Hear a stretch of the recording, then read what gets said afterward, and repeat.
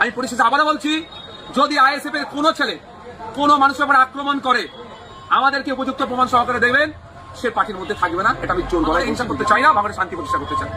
তবে একটা কথা বলি, আজকে যে ঠিক এর উল্টো হতো, সারা রাজ্যে তৃণমূলময়, ভাঙড়ে তৃণমূল জিতেছে, তাহলে কি হতো? এতক্ষণ 20-50টা লাশ আইএসএফ নির্বাচনে 2021-এ আপনারাই দেখিয়েছেন পোস্টপল ভায়োলেন্স কি হয়েছে। ক্যানিং পূর্বে ওই সরকার সাহেব নোটোরিয়াস ক্রিমিনাল যে আখ্যাটা কেন পেল? বাড়ি ভাঙে, বাড়ি তো ভাঙচুর করেছে, মাটি তুলে ওখানে পুকুর বানিয়ে দিয়েছে। আমরা কিন্তু হিংসা করিনি, ওই আর করবো না। হিংসা দিয়ে হিংসাকে জয় করা যায়। অভিষেক ব্যানার্জি নিজে ভাঙড়ে এসে বলেছিলেন 4 তারিখের পর ডিজে বাজবে, সেই বিষয়টি নিয়ে কি বলবেন? দেখুন, আমি ডিজেটা উনি কিভাবে বাজাতে চেয়েছেন বলতে পারবো না। যে ডিজেকে আমরা জানি সেটা আইন বহির্ভূত। আমি বারবার বলি ডিজে বাজানো যাবে না। বলবো আপনাদের মাধ্যমে সাধারণ মানুষের কাছে, কারো পারিবারিক হোক বা সামাজিক হোক, কোনো অশান্তি যদি হয়, যদি আইএসএফ এর কোনো নেতৃত্ব যুক্ত থাকে, সরাসরি আমাদেরকে জানাতে পারেন। তার বিরুদ্ধে কি জায়গায় উত্তেজনা ছড়িয়েছে, কি বলবেন এটা নিয়ে? দেখুন, ভাঙড়ে আমি শান্তি শৃঙ্খলা প্রতিষ্ঠা করতে চাই ভাঙড়ের সাধারণ মানুষকে নিয়ে। এই আহ্বান করেছি। ভাঙড়ের 1,26,555 জন আমাকে ভোট দিয়েছিল। তার বাইরে যারা অনেকে ভোট দিয়েছে আমাকে ছাড়া অন্যদের, প্রত্যেকের আমি এখন অভিভাবক তথা বিধায়ক। ভাঙড়ে শান্তি প্রতিষ্ঠা করার দায়িত্ব হচ্ছে আমাদের প্রত্যেকের। এখন খবর পাচ্ছি আইএসএফ এর নাম করে কিছু মানুষজন ব্যক্তিগত স্বার্থ চরিতার্থের চেষ্টা করছে। আজকে আমার এখানে আসার কথা ছিল না, কিন্তু আমাকে তড়িঘড়ি আমার অন্য প্রোগ্রাম কাজ করে এখানে আসতে হয়েছে। আমি আপনাদের ভিডিও ফুটেজও দিয়ে দেবো খুব তাড়াতাড়ি, এখনই দিচ্ছি, যে আমি আমার 13টা অঞ্চলের অঞ্চল নেতৃত্বদের নিয়ে আমি মিটিংয়ে বসেছিলাম। দীর্ঘক্ষণ ধরে মিটিং করেছি, তাদেরকে কড়া নির্দেশনা দিয়েছি আমি, যে তাদেরকে দেখতে হবে। তারা এটা বলেছে যে তাদের অজান্তি কিছু অসাধু মানুষ আইএসএফ সেজে এই ধরনের অত্যাচার সাধারণ মানুষকে করেছে, যারা তৃণমূলের বা এটা হয়েছে পারিবারিক অশান্তি হয়েছে। এখন সে আইএসএফ সেজে গিয়ে তার অন্যজনকে মারধর করেছে। আইএসএফ এর নামে দোষ আসছে, এটা মিথ্যা, মানে এটা আইএসএফ কে বুমেরাং করা হচ্ছে। বা এটা ঘটনা ঘটেছে, আইএসএফ তৃণমূল করতো, ক্ষমতা দেখিয়ে জমি দখল করে রেখেছিল। এখন রাতারাতি সেই লোকটাই যা জমি দিয়েছিল সেও তৃণমূল করতো, কিন্তু এখন সে রাতারাতি আইএসএফ সেজে ওই জমিটা উদ্ধার করতে যাচ্ছে, ফলে একটা ট্যাসেল হচ্ছে, সে আইএসএফ নাকি জমি দখল করতে যাচ্ছে। এই ধরনের অপপ্রচার চলছে। আমি দায়িত্বহীন ভাষায় বলছি, আমি ভাঙড়ের ভোটারদের ভোটে নির্বাচিত হয়েছি, আইএসএফ এর কর্মী সমর্থক বামেদের সহযোগিতা নিয়ে।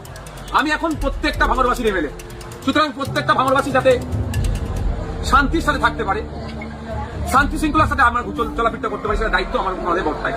তাই আপনাদের বলবো, আপনাদের মাধ্যমে সাধারণ মানুষের কাছে, কারো পারিবারিক হোক বা সামাজিক হোক, কোনো অশান্তি যদি হয়, যদি আইএসএফ এর কোনো নেতৃত্ব যুক্ত থাকে, সরাসরি আমাদেরকে জানাতে পারেন। তার বিরুদ্ধে কি ব্যবস্থা নিয়ে আপনারা দেখবেন। আজকে আমি যতক্ষণ পর্যন্ত ঘুমাচ্ছিলাম, তারপরে ঘুম ভাঙার পরেই ভাঙড়ের একাধিক মানুষজন আমাকে, অনেক সাংবাদিক বন্ধুরা ফোন করেছিল সেই বিষয়টা নিয়ে। সাথে সাথে আমি আমার অ্যাডমিনকে দিয়ে ভাঙড়ের একাধিক জায়গার মানুষজনকে আমার ফোন অ্যাটেন্ড থেকে শুরু করে আমার নাম্বার আমি শেয়ার করে দিয়েছি, যে কোনো ইনসিডেন্ট যদি ঘটে আমাকে ফোন করুন, আমি তৎক্ষণাৎ সেটাকে করবো। অনেকে ফোন করেছে, তবে এটাও আপনাদের বলছি, ফোন করে হাওয়াও করছে, বাড়ি ভাঙচুর করে দিয়েছে। আমি বলছি একটা বাড়ি ভাঙার ছবি আমাদের অন্তত পাঠান, আর কে ভেঙেছে। পরে দেখছি বাড়ির ছবি যায়নি, একটা কলা গাছে দেখে ভেঙে আছে, তার ছবি দিচ্ছে। এই ধরনের না অপপ্রচার হয়ে যায়, গুজব না হয়, অনুরোধ এটাও আমি করবো। ভাঙড়কে শান্তিতে রাখা, ভাঙড়ের সম্মান রক্ষার দায়িত্ব প্রত্যেকেরই, তাই প্রত্যেককে আমাদের এগিয়ে আসতে হবে। আমি পরিশেষে আবারও বলছি, যদি আইএসএফ এর কোনো ছেলে কোনো মানুষের উপর আক্রমণ করে, আমাদেরকে উপযুক্ত প্রমাণ সহকারে দেবেন, সে পার্টির মধ্যে থাকবে না। এটা আমি জোর গলায় বলছি মিডিয়ার মাধ্যমে। আমি ভাঙড়ে হিংসা করতে চাই না, ভাঙড়ে শান্তি প্রতিষ্ঠা করতে চাই।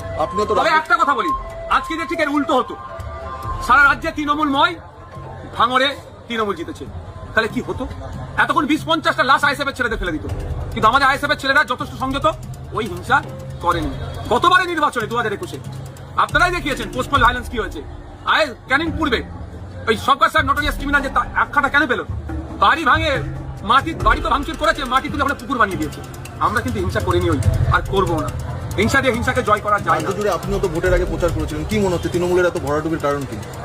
জাগলগাছি হাই মাদ্রাসা নির্বাচনে যখন নমিনেশন ফর্ম জমা করার ডেট ছিল, থানার সামনে যেভাবে তৃণমূলের লোকজন আক্রমণ করেছিল, সেই সময় একটা কথা বলেছিলাম, যে একটা সামান্য মাদ্রাসার অভিভাবক নির্বাচনে যদি এরা এই গুন্ডাগার্দি দেখায়, তাহলে সাধারণ মানুষের প্রতি এদের কোনো কনফিডেন্স নাই। এর যদি সুযোগ পায় সাধারণ মানুষ ভোট দেওয়ার, তাহলে কিন্তু এদের আর সুযোগ পাওয়া যাবে না। সাধারণ মানুষ সুযোগ পেয়েছে, এদেরকে ধুলোর মতো উড়িয়ে দিতে।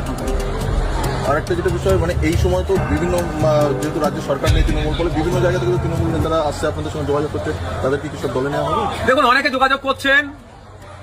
আমি এতটুকু কথা বলতে পারি যে আমরা দলে নেওয়ার ক্ষেত্রে বিবেচনা করব তার ব্যক্তিত্ব, তার পাস্ট রেকর্ড, কতটা কি করেছেন, দুর্নীতি যুক্ত না দুর্নীতি মুক্ত, এইসবগুলো বিবেচনা করে অবশ্যই আমরা যারা যদি আইএসএফ এর আদর্শ মেনে আইএসএফ এর ছায়াতলে থেকে হিংসা মুক্ত সমাজ ব্যবস্থা গড়ার যে আমাদের লক্ষ্য, সেই সমাজ ব্যবস্থা গড়তে যদি আইএসএফ পরিবারে আসতে চাই, নিশ্চিতভাবে এটুকু বলে রাখি পজিটিভ আমাদের দিক থাকছে।